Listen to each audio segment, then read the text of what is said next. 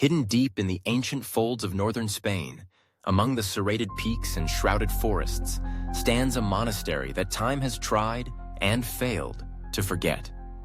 Its stone walls, weathered and splintered from centuries of wind and rain, hold memories no sunlight can fully touch.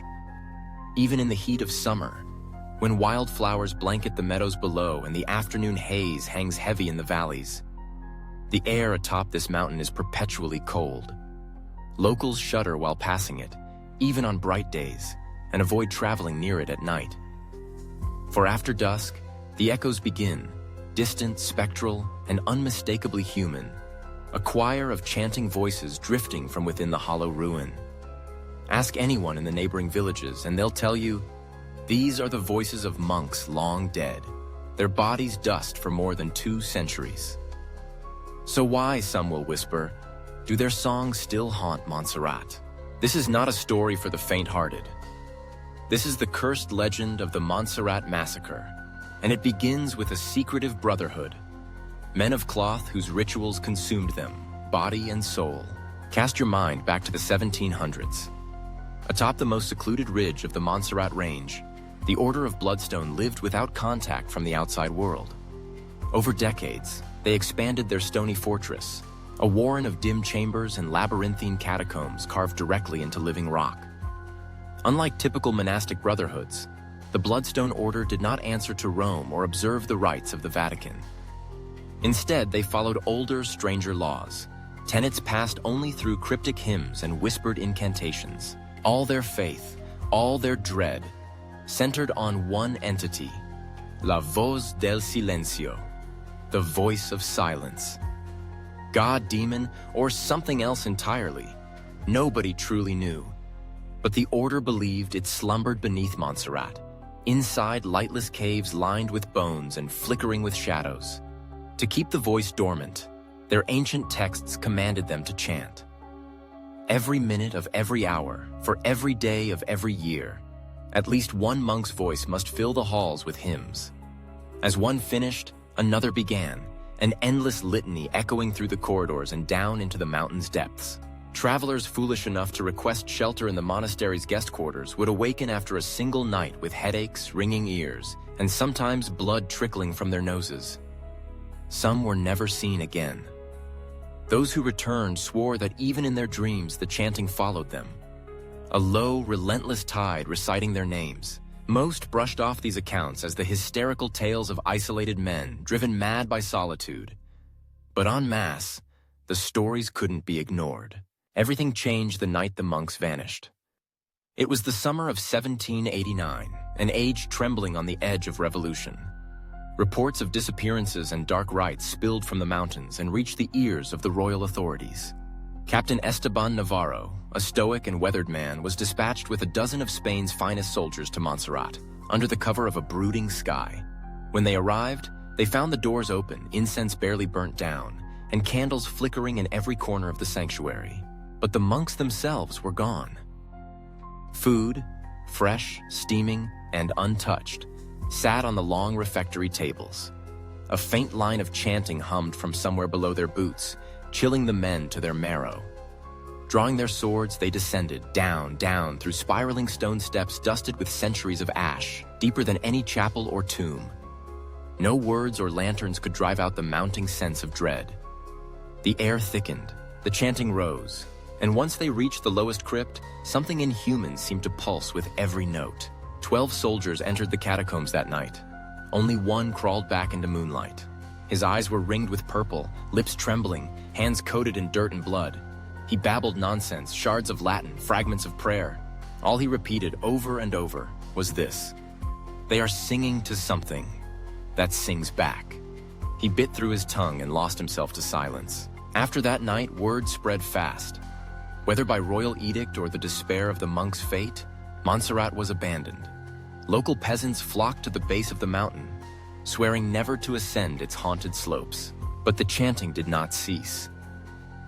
Whispers of the singing caves made their way into the folklore of all northern Spain.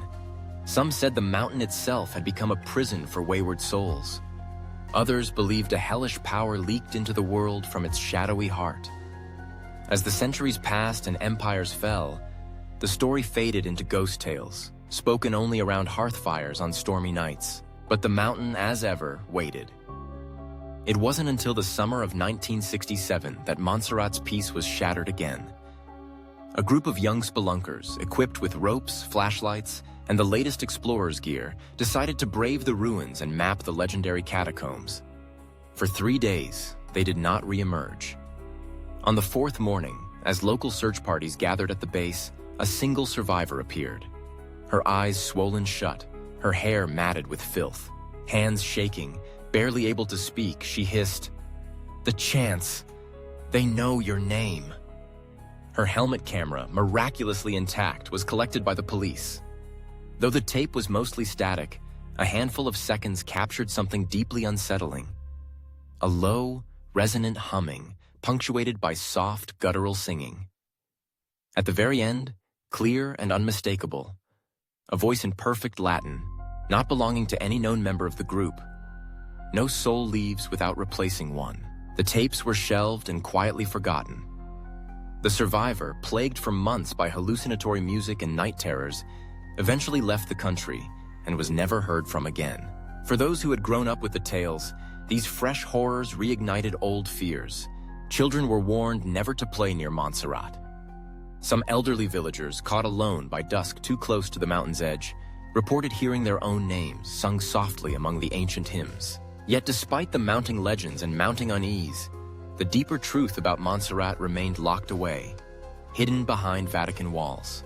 In 1994, amid a wave of leaks from church archives, documents surfaced revealing the secret history of the Order of Bloodstone. The Vatican, it turned out, had pronounced judgment on the monks in 1756 after learning of their worshipping a subterranean entity of unknown origin. The files describe disturbing rites, blood sacrifices, and rituals choreographed to the rhythmic pulse of the underground. The Bloodstone monks were convinced that Montserrat wasn't just a home, but a living gate between worlds. For them, death was nothing to be feared. On the contrary, it was a transformation, the passing from flesh into something pure and eternal. Voices, they believed, never died. Hidden within these papers was a chilling line, underlined in red as a warning. They are no longer monks. They are voices now, hungry ones. This revelation was enough to send fresh shivers through even the most educated clergymen of Rome. Yet Montserrat's darkness didn't end with the era of superstition and secrecy. In the world of instant communication and live streams, the horror found new ways to slip through the cracks. It was May 13th, 2019. A well-known paranormal investigator and YouTuber, Tomás Valera, made the journey up Montserrat's winding roads with a plan. Film himself spending an entire night inside the ruined monastery. Armed with cameras, motion sensors, and a bravado earned through dozens of ghost hunts, he laughed off the warnings from villagers in the tavern below. His audience, tens of thousands strong, tuned in from all over the world as he roamed the halls, mapping old rooms and telling the tale of the Bloodstone monks. At first, the feed was quiet. A fox darted through a rotting doorway. The night stretched on. Then, at 2:44 a.m., reality itself seemed to warp. First, the stream glitched. Static rolled across the picture. In a breath, every candle in his shot burst into bright flame. Though he was alone and had struck no matches, Gregorian chants began, low at first, then swelling, growing so loud that the microphone clipped and distorted. Blood slipped from Tomás's nose, and he wiped it absently, face streaked red. He stared straight into the camera, his eyes glassy, his face slack. He said words etched into digital memory forever. They invited me to stay. So I said, Amen. The camera cut to black. In the echoing silence, tens of thousands gazed at blank screens, unsure if they had just witnessed a performance or something unspeakably real. Tomás Valera was never seen again. Since then, Montserrat's reputation has only deepened into legend, reinforced by fresh accounts. Campers who brave the mountain's foothills say their phones die without warning and watch as compass needles spin in lazy, maddening circles. They tell of a chill not carried by any wind, a hush that blankets the air before the voices start. Sometimes, just before the chanting, a single word will ring out. Clear, unmistakable, and commandingly final. Silencio. No one is certain whether the monks, if ever human, remained human by the end. Some believe they merged with the voice of silence, transcending their flesh and becoming one with the mountain's impossible hymn. Others whisper darker theories, that the chanting is a lure, that the monks' souls are trapped in a cycle of endless ritual, desperate to replace themselves with new voices. Yet one truth is inescapable. The monastery stands, unyielding, awaiting the next soul foolish enough to trespass. If you, curious traveler, ever find yourself drawn to Montserrat, heed this warning well. Should you hear chanting rising from the stone, echoing through the tunnels and across the cold mountain air, do not answer. Do not follow. And whatever temptation stirs your curiosity, do not sing back, for to join the song is to link your fate with theirs. Forever part of the choir, forever echoing through the tunnels under Montserrat, singing to the voice of silence until the end of days. Will the monastery's secret ever be uncovered? Perhaps. Or perhaps the monks were right. Perhaps some doors once opened can never be closed again. Whatever you believe, remember, the mountain waits.